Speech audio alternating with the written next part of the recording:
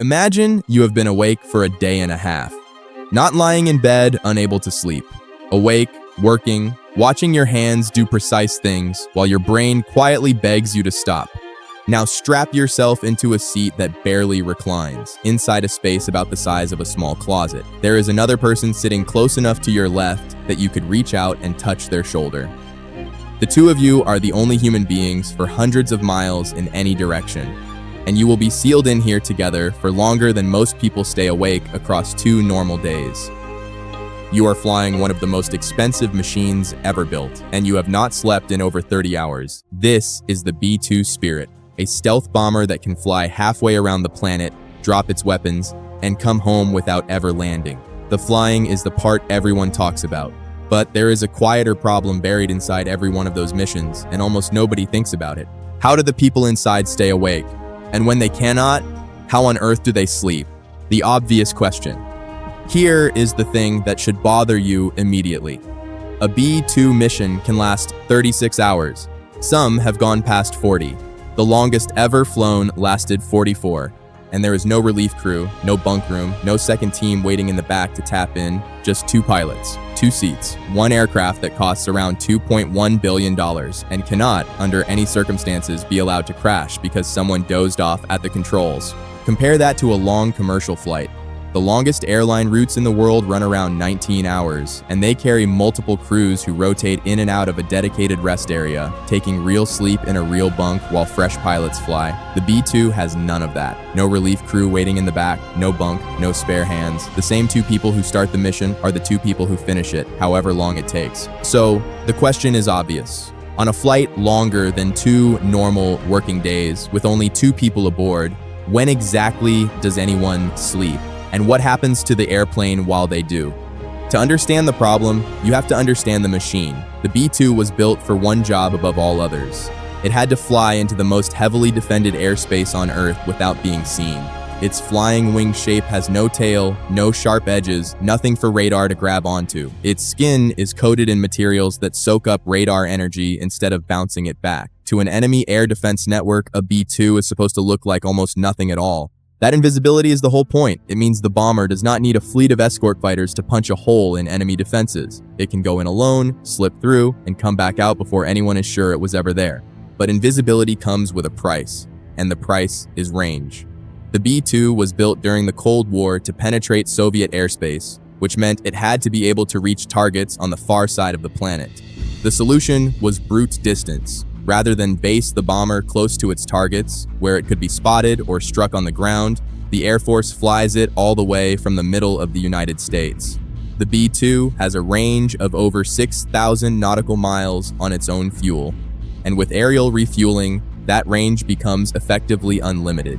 So the bomber takes off from a single base in the heart of the country and simply flies to wherever it is needed. Whiteman Air Force Base in Missouri, southeast of Kansas City, is the only operational home of the entire fleet. Every B-2 mission to anywhere on Earth tends to begin and end on that one runway. The Air Force only ever built 21 of them. The original plan called for over 100, but the Cold War ended, the program got slashed, and the staggering cost did the rest. Today, 19 remain in service. Each one costs around $2.1 billion, which makes it, by most measures, the most expensive aircraft ever built. They are flown by a small, hand-picked group of pilots, all working out of that one runway in Missouri. And here is the part that gets forgotten. The sleep problem is not solved by engineers or software or money. It is solved by those pilots, with their own bodies in real time at 40,000 feet. Let us be precise about what we are asking these 2 people to do. A long B-2 sortie can mean 36 hours of continuous flight. During that time, both pilots have to be sharp for every critical moment. Takeoff, every aerial refueling, the approach to the target, the weapons release, the landing. Aerial refueling is its own kind of stress. You are flying a stealth bomber a few feet behind a flying fuel truck, threading a boom into a small port at altitude, with no margin for a shaky hand. You cannot be half asleep for that. You might do it 5 or 6 times in a single mission. If you have ever pulled an all-nighter and noticed your thinking go fuzzy somewhere around hour 20, you have a rough sense of what unmanaged fatigue does to a person.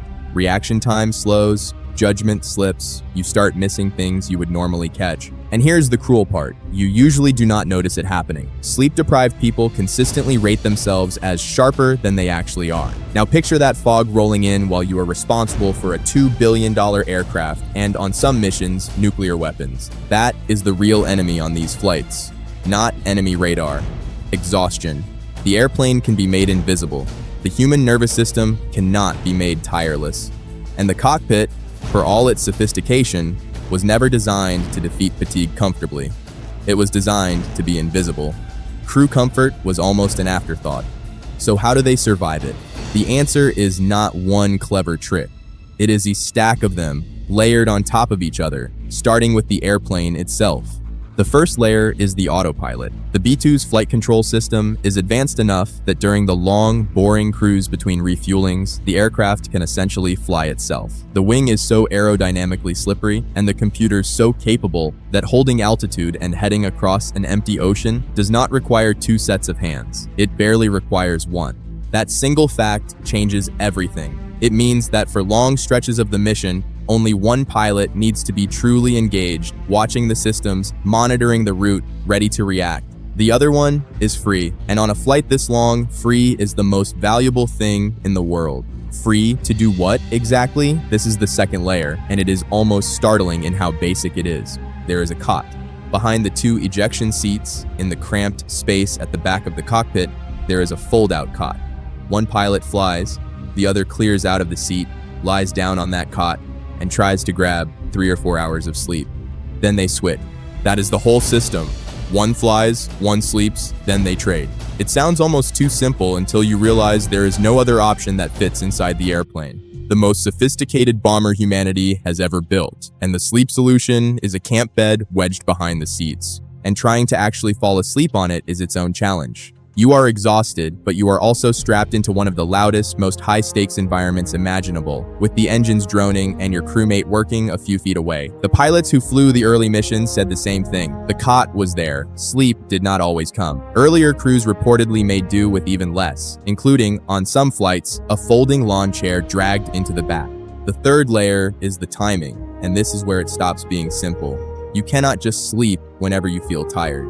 Sleep has to be scheduled around the parts of the mission where both pilots must be awake. A B-2 pilot once explained that when you sleep depends entirely on your route, on where the refuelings fall along that route, and on when the weapons activity is planned. So before they ever take off, the crew spends serious time planning who sleeps when. They sit down with the route and they map out the crunch points, the moments where both of them have to be alert, and there is no room for one of them to be on the cot. Takeoff, each refueling, the run-in to the target, the release, the landing.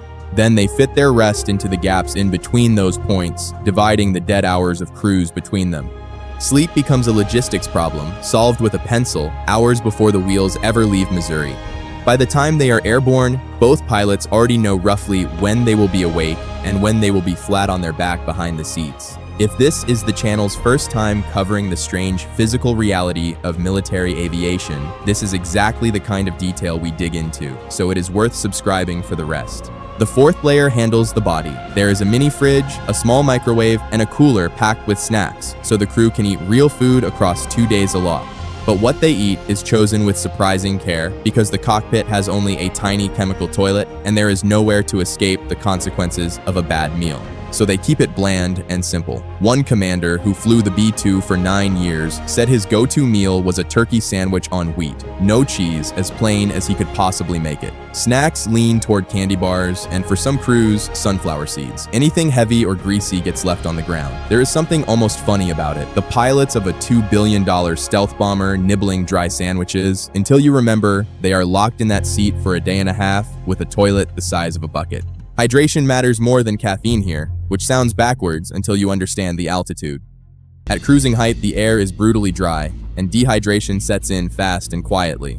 So instead of leaning on coffee to stay sharp, which would only dry them out further, crews are encouraged to drink roughly a bottle of water an hour. The body comes first. Alertness is managed a different way. But all that water creates an obvious problem on a flight with one tiny chemical toilet. On the longest missions, that toilet simply is not enough. So crews fall back on something called a piddle pack. a sealable bag filled with a powder that turns liquid into gel. It sounds almost absurd until you understand the physics of being strapped into a seat for 30+ hours, drinking a bottle of water an hour, with a job that does not pause for bathroom breaks. Nothing about this aircraft's interior is dignified. It was built around endurance, not comfort, right down to the plumbing. The last layer sounds almost like science fiction until you understand the stakes. When training and scheduling are not enough, when a pilot simply has to stay razor sharp through the most dangerous phase of a 30-hour flight, a flight surgeon can prescribe medication. The military calls them go pills. In the past, these were amphetamines, meant to push a tired pilot past the wall that fatigue throws up around hour 20 or 30. More recently, crews have reportedly been issued modafinil, a drug that promotes wakefulness and is seen as a cleaner, steadier option than the old stimulants. These are not handed out casually, and they are not a free pass to skip sleep. They are part of a carefully managed system prescribed by flight doctors who specialize in keeping aircrew functional at the absolute edge of human endurance. There are even drugs to do the opposite, to help a wired pilot actually fall asleep on that cot when the schedule demands rest their body does not feel ready for. The pill, in either direction, is the last layer. It sits on top of the autopilot, the cot, the schedule, and the food. Together, they are what turns a physically impossible flight into a survivable one. But peel all of that away, and you are left with something no system can fully solve. Two people, alone, for a day and a half, inside about 25 square feet of livable space. Think about what that does to a person. There is no walking it off, no stepping outside, no closing a door. The toilet is right there in the cockpit with your crewmate sitting a few feet away, and on the longest flights, even basic privacy disappears entirely. Everything that a human body needs to do across a day and a half has to happen inside that one cramped volume, in full view of the only other person aboard. That is the unglamorous reality sitting underneath the stealth and the billions. The thing that gets you through all of that is not the technology. It is the other human being. This is why the Air Force treats the partnership between the two pilots as seriously as the flying itself. A B-2 crew is not two interchangeable bodies. It is a pilot and a mission commander, and their roles, their schedules, even who sleeps in which window, are mapped out weeks before the wheels ever leave the ground. In the air, they manage each other. One notices when the other is fading. They cover each other's tasks, trade the seat, and keep each other honest about how tired they really are. They train for exactly this, sometimes spending a full 24 hours in a simulator before a real mission, not just rehearsing the flying, but watching how each other's judgment holds up once the fatigue sets in. And none of it is improvised on the day. White Man keeps its own staff of doctors and physiologists who study what these long flights do to the human body. They teach new pilots how to shift their own body clock before a mission, adjusting sleep and even diet in the days beforehand, and they keep the veterans current on the latest fatigue research. The medication, when it is used at all, sits inside strict rules. After a pilot takes a sleep aid, there is a mandatory do not fly window, a stretch of time when that pilot is barred from the controls until the drug has fully cleared. The system is built so that the person actually flying the aircraft is never the one whose chemistry is in question. On a solo flight, fatigue is your private problem. On a B-2, it is a shared responsibility, and your crewmate's alertness is partly your job. You are each other's backup, each other's alarm clock, each other's reality check across a day and a half with no one else to turn to. There is also the strange psychology of time. On one long bomber flight, a crew chasing the sun across the world got only a few hours of darkness, and a pilot described how the mind simply loses its grip on what time it is. Your body clock has no anchor. It does not know whether it is morning or midnight, whether you should be asleep or awake. And after enough hours, you stop being able to tell on your own. You are just awake. You hold on, you trust the schedule you made on the ground, and you are very, very thankful when you finally land. That is the part the spec sheets never capture. We describe the B-2 in terms of radar cross-section and payload and stealth coatings. But the thing that actually makes a 37-hour mission possible is not the airplane. It is two human beings deciding over and over for a day and a half to stay sharp for each other. The endurance is not really the airplanes, it is the crews. Now take everything we have described and watch it happen for real. In the early hours of a Sunday morning in June 2025, 7 B-2 Spirits lifted off from Whiteman Air Force Base in Missouri. Their target was on the other side of the world, deeply buried nuclear sites in Iran. The operation was called Midnight Hammer. Each bomber carried 2 pilots. Each flew nonstop from the middle of the United States to Iran and back, refueling in the air again and again in near total radio silence. The B-2s were the only aircraft in the world that could carry the 30,000-pound bunker buster bombs the mission required, weapons built to punch through rock and concrete into facilities buried deep inside a mountain, and it was the first time those weapons had ever been used in combat. To pull it off in secret, the military even sent decoy bombers west over the Pacific, drawing attention away while the real strike package flew east.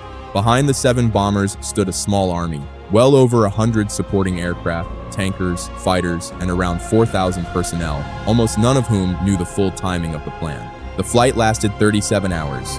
Sit with that number. 37 hours in a cockpit the size of a closet. Everything we just walked through, the autopilot, the cot, the scheduled naps, the bland sandwiches, the go pills, the endless trading of the seat, all of it running for a day and a half straight while the crews flew into hostile airspace, released their weapons, and turned for home without ever being seen. And almost nothing about that flight was a surprise to them. They had already spent at least a full day in a simulator, rehearsing against a target built to mirror the real one, so that when the moment came, it would feel like something they had done before. And here is the thing, it was not even the longest. That record still belongs to the B-2, set back on the 7th of October, 2001, when a bomber named the Spirit of America flew into Afghan airspace at the very start of the war. 2 pilots, Mel Diale and Brian Neal, stayed in that cockpit for more than 44 hours of flying. As they approached the coast of Pakistan, they took their pick-me-up pill, hit their targets, and were handed a follow-on mission before they could even turn for home. And it did not end when they landed. They touched down at a forward base, kept the engines running through a quick turnaround, and flew back to Missouri for a total stretch of more than 70 consecutive hours tied to that single mission. 44 hours in the air. 2 pilots, 1 cot, one of the longest combat sorties in aviation history. We tend to measure these aircraft by the wrong things. The price tag, the stealth coating, the payload, the radar cross-section, but the B-2's most impressive specification is not in any brochure. It is the fact that 2 ordinary human bodies can be folded into that cockpit, kept awake and functional for nearly 2 days, and brought home sharp enough to land a $2 billion aircraft on the same runway they left from. The stealth is what lets the airplane reach the target, but it is the cot, the schedule, the sandwich, the pill, and above all, the second pilot that lets the mission actually happen. The machine gets the credit, the people do the enduring. So the next time you see footage of a B-2 silent and tailless, sliding across a gray sky, look past the shape that fools the radar and the price tag that makes the headlines. Picture the seat that barely reclines. Picture the cot folded out behind it, still warm.